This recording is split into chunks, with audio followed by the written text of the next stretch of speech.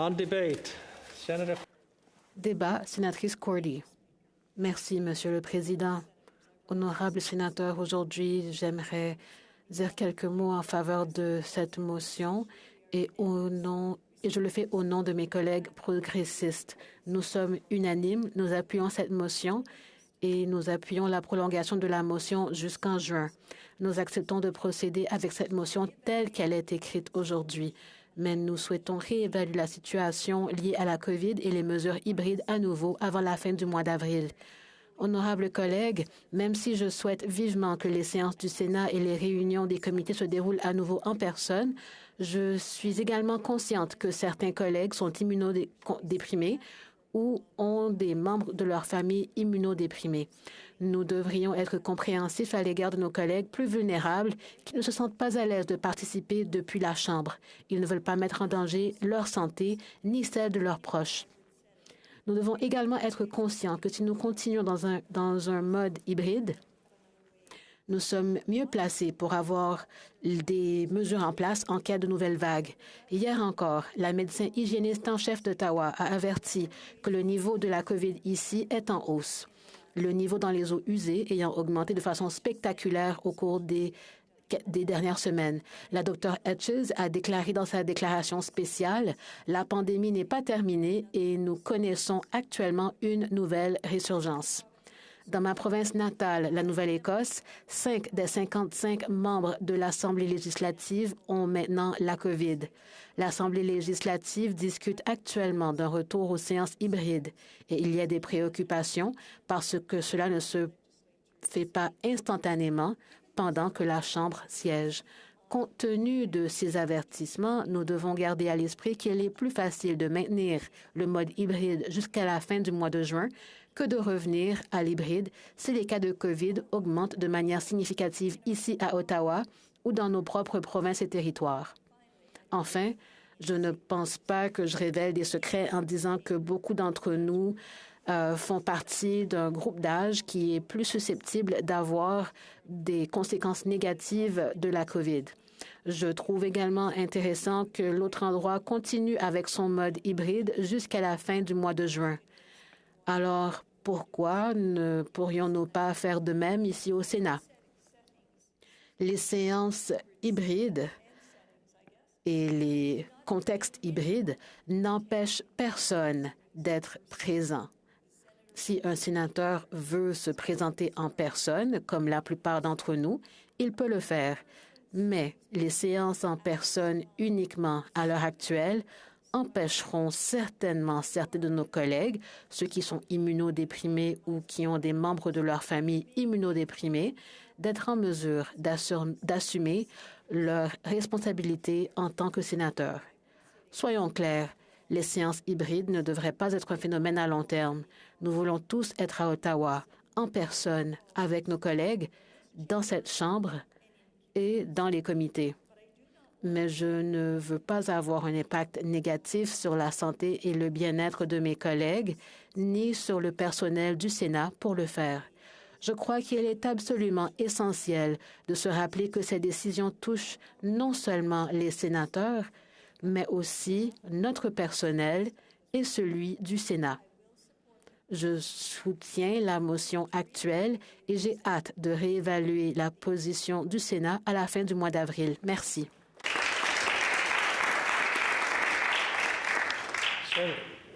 On debate, Senator Patterson. Débat, sénateur Patterson. J'aimerais poser une question à la sénatrice Cordy si elle l'accepte. Sénatrice Cordy, vous avez demandé pourquoi on ne devrait pas emboîter le pas à la Chambre des communes et garder les séances hybrides jusqu'à la fin du mois de juin.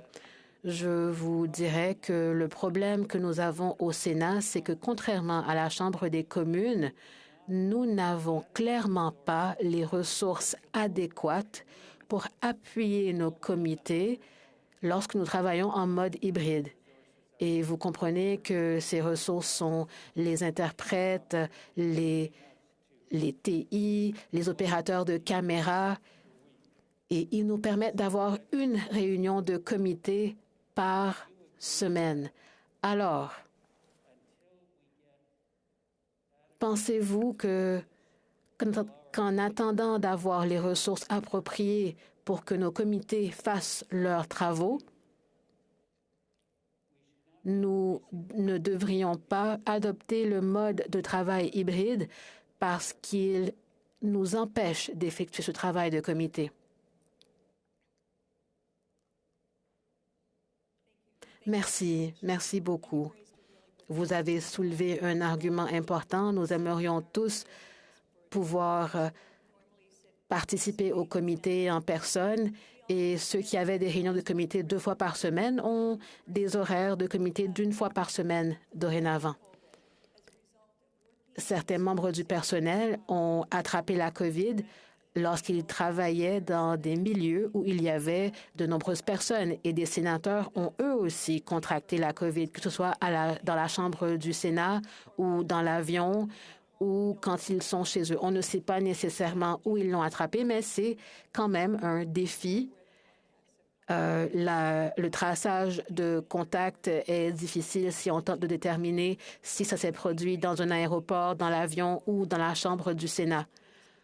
Les comités pourraient se réunir 2 fois par semaine, mais je ne reviendrai pas sur mes propos. Je pense que nous devrions attendre jusqu'à la fin du mois de juin, mais je suis prête à appuyer cette motion. Cependant, à mon avis, je pense que la fin du mois de juin serait le bon moment pour réévaluer les choses et que nous devrions faire comme la Chambre des communes. Je sais qu'on ne veut pas toujours suivre la Chambre des communes, mais je pense que dans ce cas-ci, on devrait le faire. Sénateur Gould. La sénatrice accepterait-elle une question? Oui, certainement. Merci pour votre discours, sénatrice Cordy. Comme vous le savez, au mois de mars, il y a eu 23 cas de COVID dans la cité parlementaire, 12 au Sénat et 4 employés de SPAC ainsi que des employés du service de protection parlementaire. La cité parlementaire travaille de manière intégrée, donc les cas sont recensés et les rapports sont publiés et ils comprennent les employés de la Chambre. Étant donné cette intégration, croyez-vous que le Sénat devrait retourner à des séances en personne? Est-ce que cela va augmenter les risques, non seulement pour nous, mais aussi pour tous les employés sur la colline parlementaire? Je crois qu'il serait mieux de suivre le modèle de la Chambre des communes et de continuer à siéger en mode hybride jusqu'à la fin du mois de juin. Ces chiffres sont non seulement surprenants, mais ils sont aussi effrayants. Et si vous souhaitez participer en personne, vous pouvez le faire. Mais si vous êtes immunodéprimé ou si vous ne voulez pas prendre l'avion ou circuler dans un aéroport, vous pouvez quand même vous acquitter de vos tâches de sénateur à distance. Je vous ai dit que 5 députés de la Nouvelle-Écosse ont développé la COVID, 5 députés sur 55. Et en Nouvelle-Écosse, le premier ministre Tim Houston, un conservateur, dit que nous sommes en pandémie et qu'il faut s'adapter à la situation. Et il est pour des séances hybrides pour que tous les Néo-Écossais puissent être représentés par leur député provincial. Tous les sénateurs ont une responsabilité envers leurs commettants et les citoyens de leur province et tous les sénateurs devraient avoir la capacité de travailler en pleine pandémie. D'après les chiffres que j'ai vus et d'après ce que notre personnel a trouvé dans leurs recherches, ces chiffres sont ahurissants. Nous sommes en pandémie et je pense que nous devrions emboîter le pas à la Chambre des communes jusqu'à la fin du mois de juin. Alors oui, j'appuie cette motion, mais j'aurais souhaité que cette mesure s'applique jusqu'à la fin du mois de juin. Je suis prête à attendre la fin du mois d'avril pour effectuer les ajustements nécessaires. Sénatrice Lincoln. Merci, Monsieur le Président. Sénatrice Cordy, accepteriez-vous une autre question? Oui. Merci beaucoup. J'aimerais vous dire que je suis d'accord avec tous vos propos, y compris le fait que nous voulons tous retourner aux séances en personne et que nous aimerions recommencer à avoir 2 réunions de comité par semaine. Sans les séances hybrides, en fait, les séances hybrides font en sorte que nous avons un manque de personnel. À la fin du mois d'avril, puis après au mois de juin,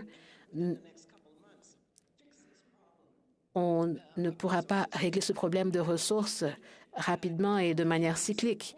Alors, pourriez-vous me dire si vous appuieriez une